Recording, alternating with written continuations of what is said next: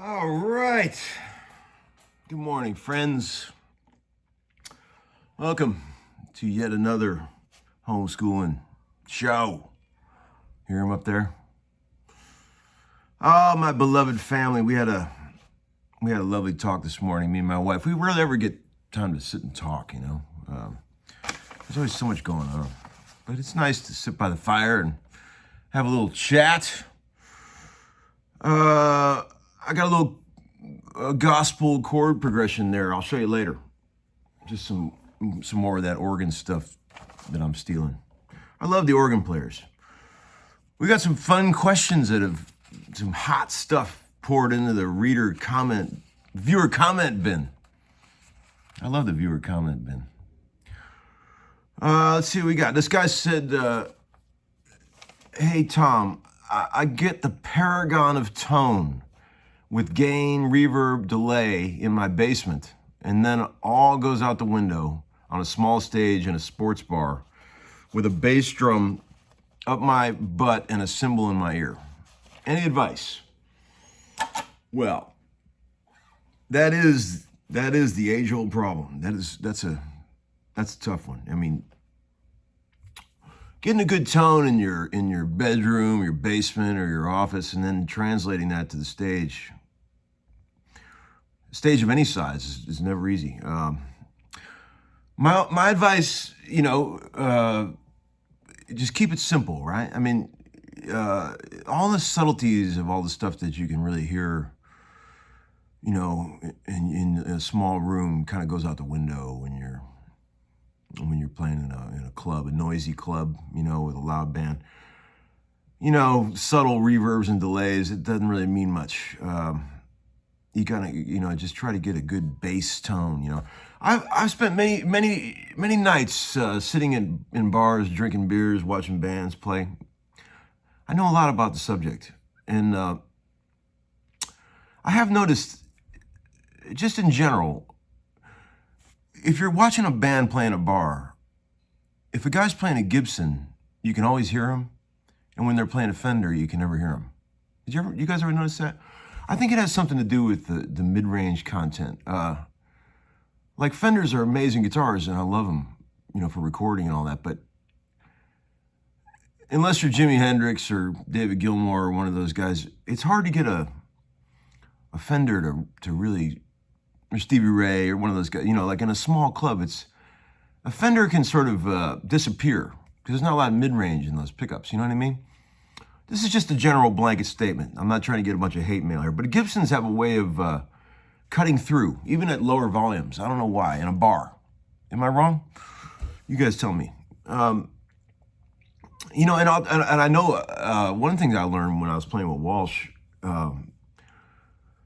is in arenas, man. When you're talking like a 30,000 seat venue in a big basketball arena or something, that's a whole different set of rules there. I mean, I remember on the Walsh gig, Walsh had his own guitar tech, and I had my own guitar tech, and I had a really good rig on the Walsh tour. I remember I had a couple of little combo amps, and man, and the tone when you were standing on stage was just lovely. I had it dialed in like it was big, fat, warm, gushy sounding tone, and I remember thinking, man, this is like tone heaven up here. And then I remember going over by his rig in the middle of the stage, and it just like Joe's rig sounded like buzzing bees, man. It was just so bright, so treble. He likes it like that, and I remember just going, oh God, I mean, the tone is it'd sterilize you just getting near it,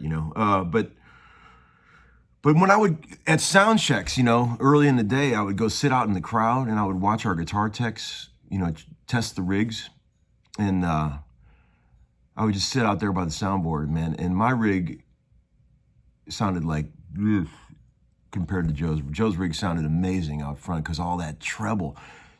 You can't have enough treble in an arena. There is no way you could put too much treble on a guitar in an arena. This is one thing I learned. And Joe obviously knows that. The shit that works in a studio or in your basement doesn't really work in a 40,000 seat venue.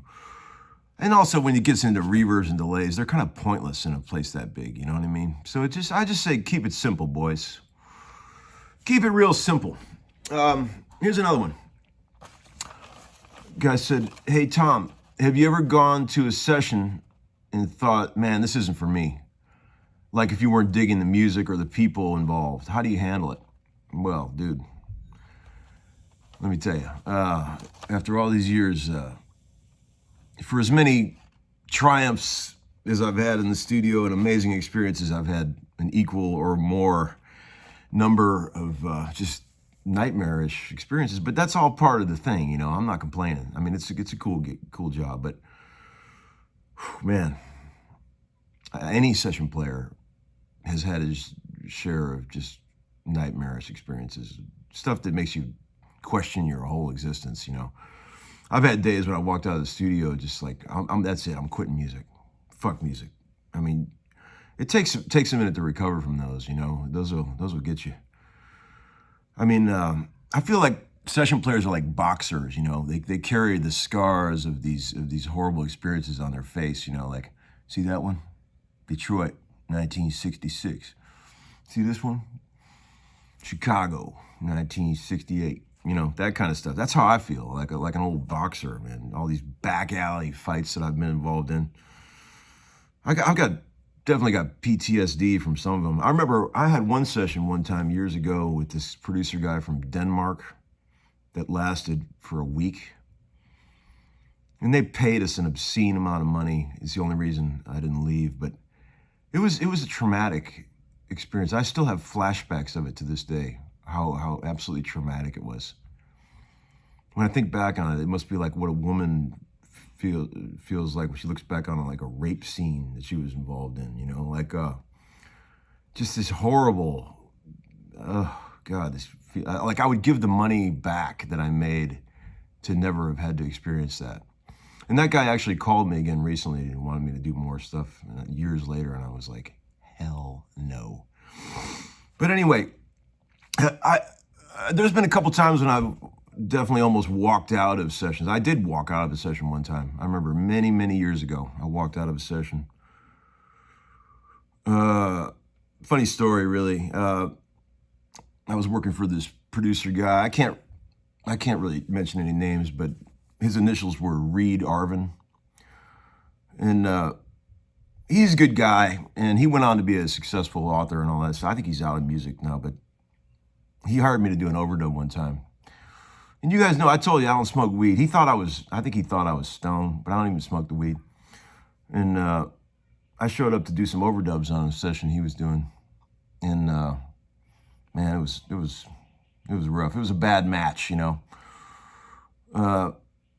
had this record that was like piano, drums, bass, and a girl singer, and he wanted to put some guitar on it. And even though it was just me and him and an engineer in a studio, the studio was so screwed up that we couldn't get set up in a way where we could all see each other. I was down the hall, even though it was just the three of us. I had to be all the way down the hall with headphones in some little room, trying to overdub on these tracks. It was just pathetic. And I remember the headphones sounded like shit. And I kept saying to them in the talkback, I was like, guys, the headphones are not happening. I mean, and they were like, it sounds great in here. Look, you got to make the musicians happy in the headphones, or they can't do their job. That's rule 101 for any engineer out there. Check the phones first.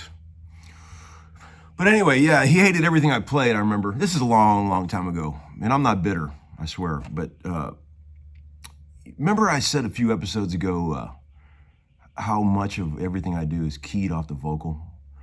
I would rather somebody just come out and say, I cannot stand your guitar playing, Tom, rather than for them to say, you're not listening to the vocal.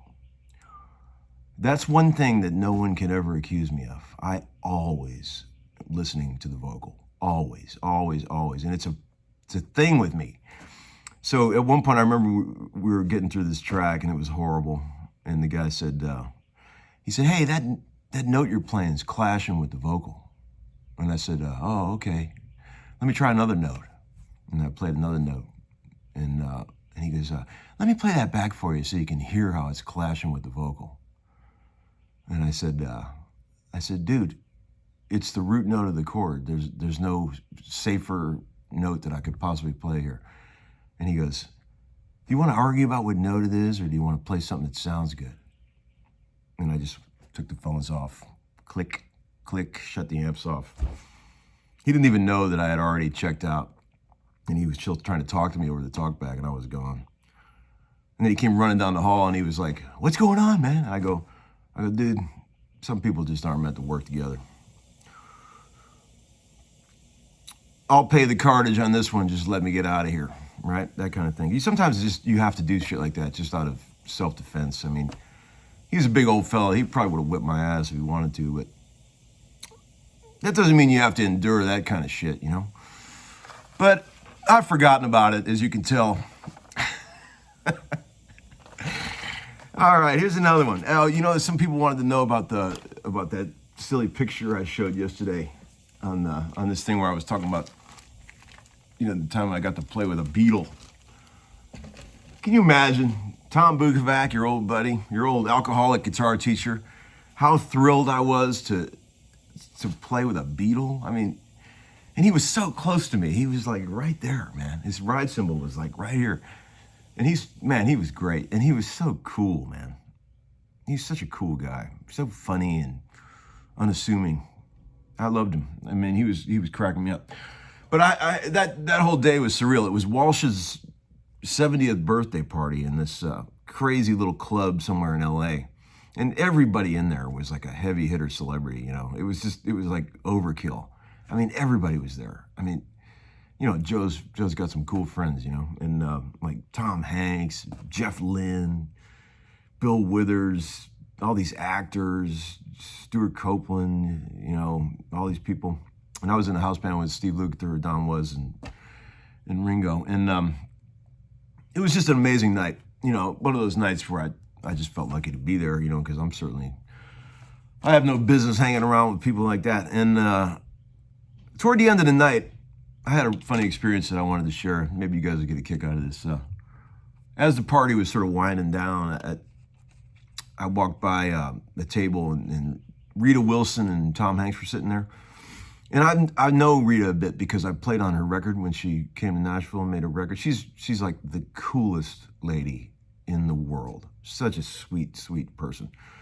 And the party was sort of winding down, and I just sat down by her, and I go, hey, do you remember me? And she's like, yes. You got a weird last name. And I go, yeah, I played on your record. She's like, oh, yeah.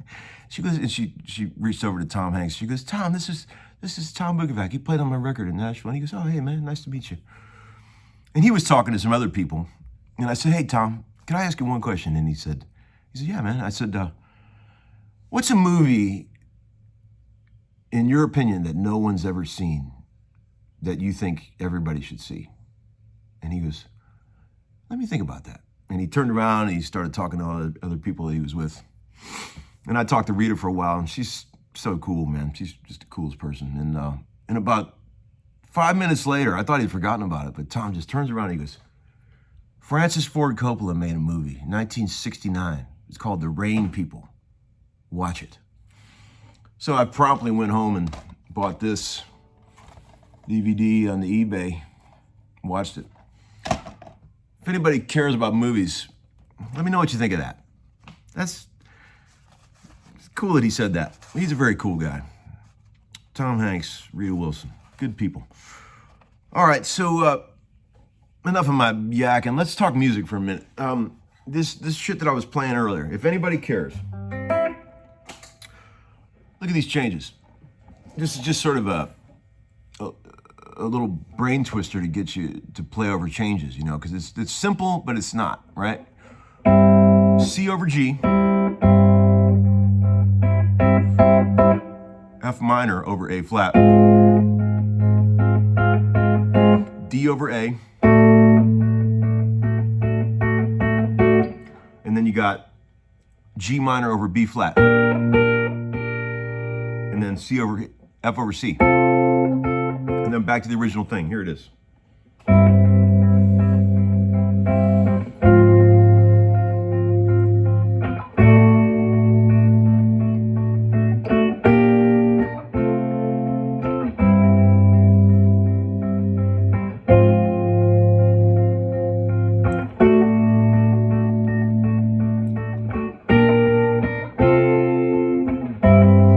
So if you took away the bass notes are just chromatic until the B flat to C. So all this is just organ stuff, like where you play simple chords. The tops of the chords are simple. C, F minor, D, G minor, F, C, you know? And then when you add in those cool bass notes, it turns it into something else.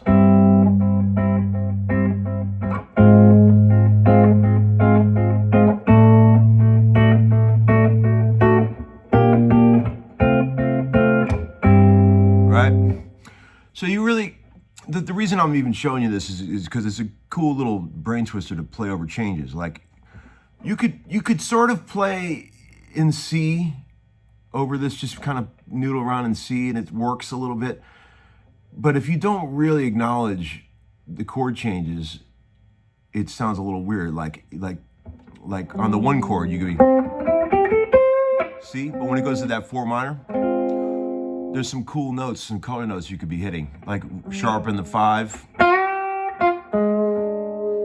or that D, which I love, the minor 6 on the F minor. So like,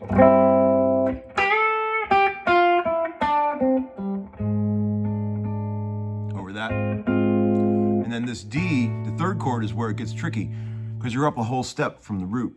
And then you have to, that's the chord that sort of separates the men from the boys there, because you really got to get into a D major thing there. So it's like, and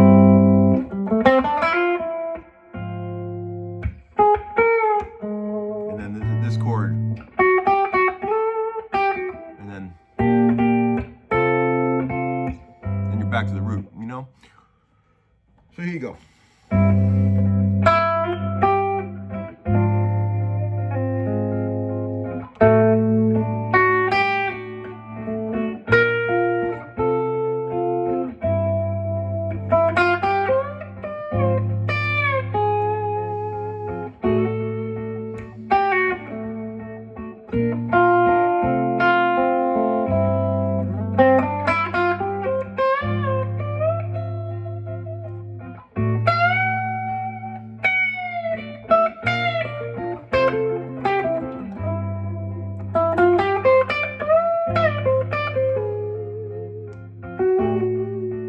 Third of the D.